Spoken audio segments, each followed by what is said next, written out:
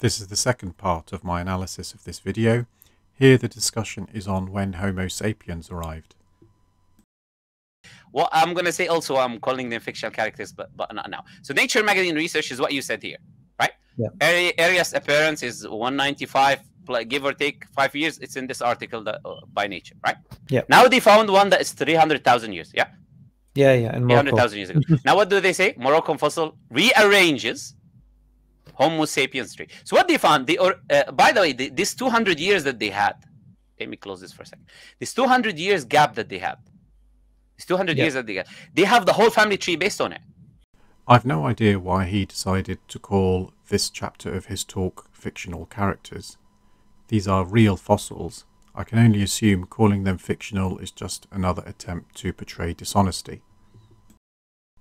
His first article shows a paper from 2005 which suggests the earliest well-dated anatomically modern humans as occurring around 200,000 years ago. The second paper from 2017 suggests that newly discovered fossils put the emergence of modern humans back to 300,000 years ago. Here's a more detailed article which I will link in the description. These two then discuss how they feel that this is evidence against human evolution, when the fact is this is just how science works. We've had new, more recent data, and this has allowed us to update our theories and make them more accurate. So it's not 300,000 years, actually. It's, according to this, is the first Europeans remains in Spain. It is actually 780,000 years. This is a rather embarrassing mistake by the Muslim Lantern. This is the actual paper that he is looking at. It is from 1995, though earlier versions appeared in 1991, so it is over 30 years ago. The article suggests that it is ancestors of modern humans that is being discussed here, which may have given rise to several species, one of which eventually evolved into Neanderthals, and they were all displaced when modern humans eventually arrived out of Africa. Nowhere is it suggested that the 780,000-year-old fossils were modern humans. Another face in our family tree actually is dated to 3.5 million years ago. Again, the article is referring to an early hominin. This one is called Kenyanthropus. These are not modern humans, as he is suggesting. The oldest member of the human family found. Voila. Okay. You know, now let's look. Tumai is the tip of the iceberg. On that could sink our current ideas about human evolution. It's not me saying that. It's the guy who found it, you know. The article is referring to the fossil Tumai, which belongs to Sahelanthropus cadensis, which lived 7 million years ago. Again, this is not a modern human. The quote from the anthropologist about human evolution becoming less like a ladder and more like a bush just simply reflects that we have many more fossils and that we are trying to integrate them into a better understanding of which lineage gave rise to further species and which lineages did not.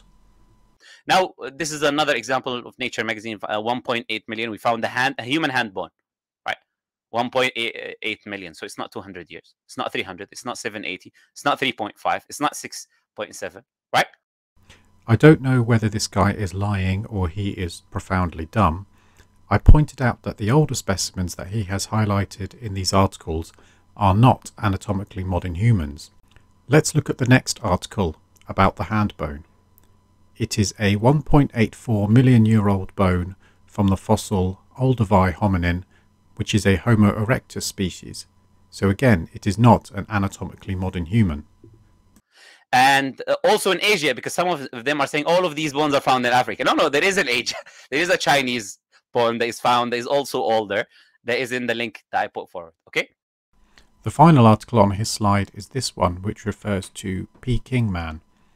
This is a fossil of a Homo erectus subspecies. So again, it is not an anatomically modern human. So what we have here is fictional stories. No, there are no fictional stories here. I have shown all the fossils to be genuine.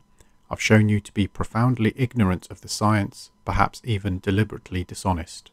So we have here fictional characters. I'm not gonna even bother to read the first name. Yeah? That's why they called it Lucy. They changed the name from that name to Lucy, right? So those are the four main ones that they use today. They moved away from most of the other ones, and now they focus on those four main ones: Homo habilis, Homo erectus, Homo neanderthalensis, and Lucy, right?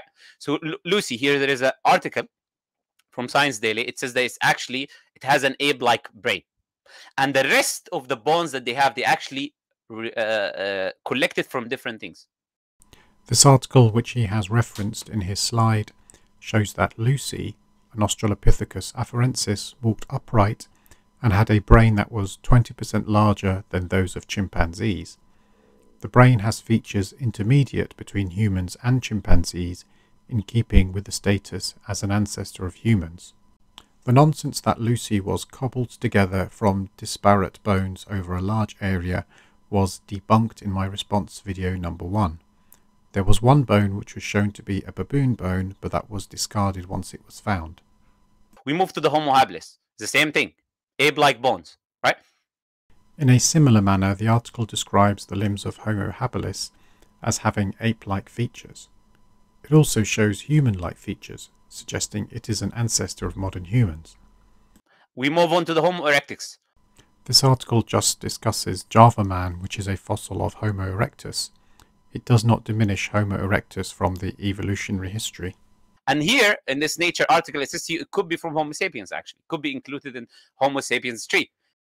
This article in Nature that he has just referenced is from 1997, and it discusses Paranthropus and its classification. It does not say they should be considered as Homo sapiens. Homo erectus, facts about the upright man. Yeah, let's look about the facts that they say. No, thank you. Okay. The lineage of evolutionary history of Homo erectus and other Homo sapiens is unclear, and it has been muddied further by recent finds. Okay?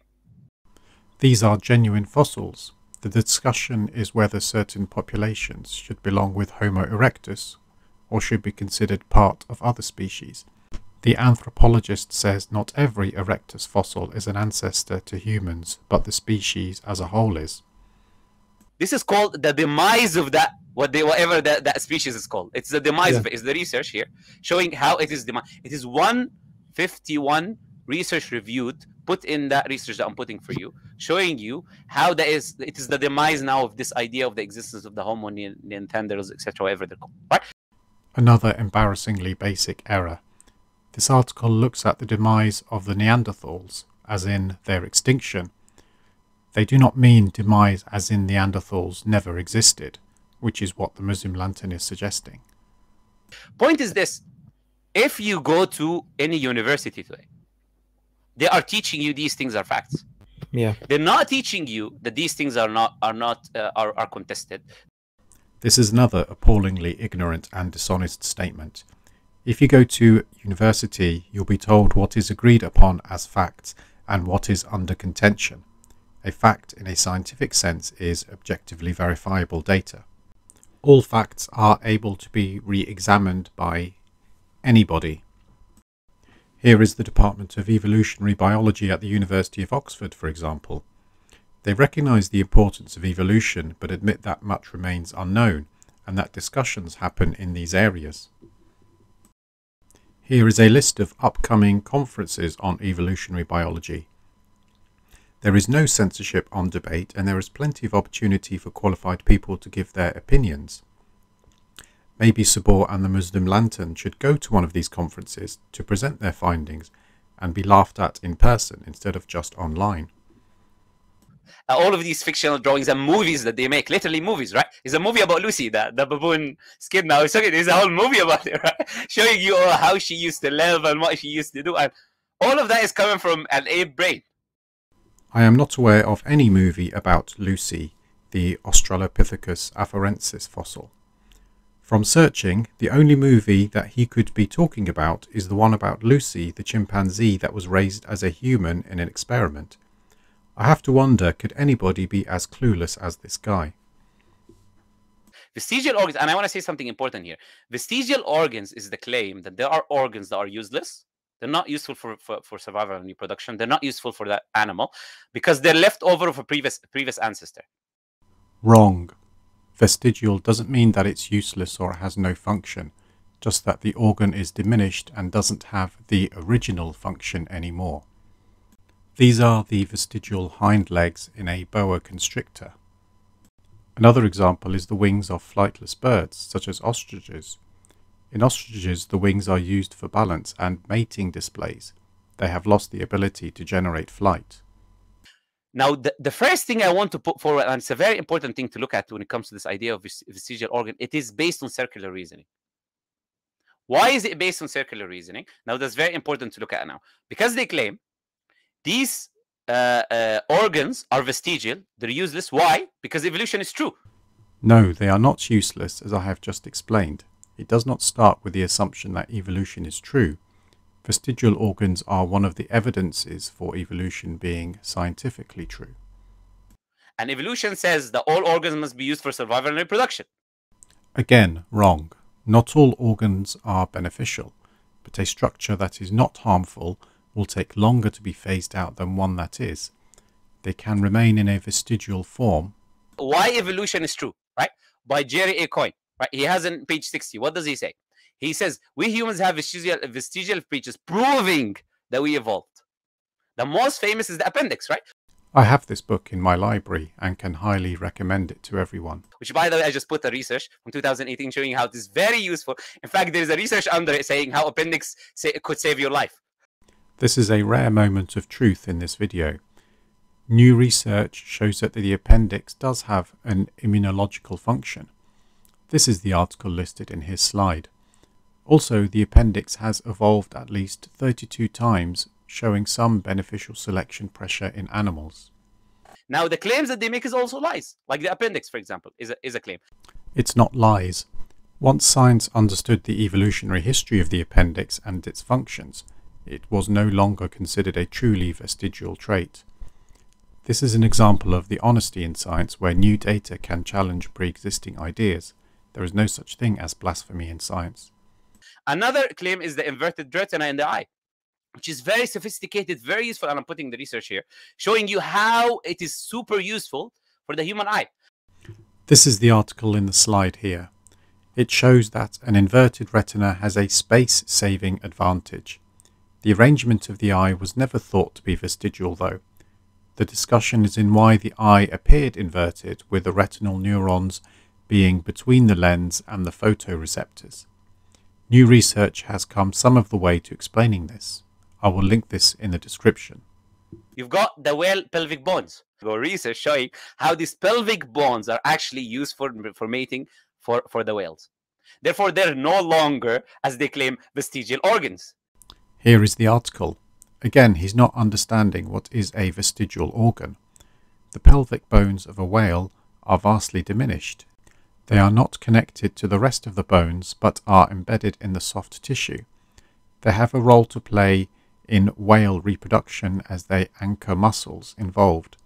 They are still vestigial as they are diminished and do not have their original purpose. This is evidence for evolution, as we can see the change in the pelvis from land-living ancestors such as Diacodexis 55 million years ago to present whales. Now, we've got another example of snakes, pythons.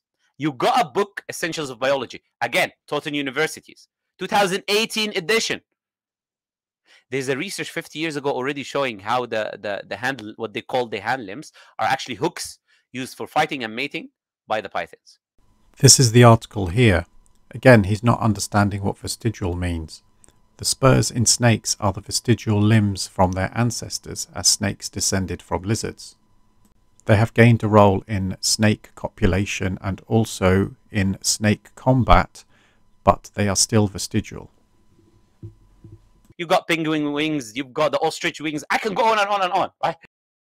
I have already mentioned the wings of flightless birds. In penguins, the wings are no longer used for flight, but they have been adapted into fins to help swimming. They are still vestigial as they do not serve the original purpose of flight. Point is, anything that they would claim to you is vestigial organs. There is a function for it, and there is research demonstrating that there is a function for it, but they will lie and they will still claim as evidence. No, you need to understand what vestigial means. If a function is found for an organ, that does not mean that it's no longer vestigial. It is vestigial if the organ is diminished and is not serving its original purpose. This is evidence of evolution, as we can see the change in the organ through different species over time. When new evidence arises, such as the fact that the appendix has evolved at least 32 times, biologists will re-evaluate their hypotheses. There is no lying. I will end my analysis here and resume in part 3. Thank you.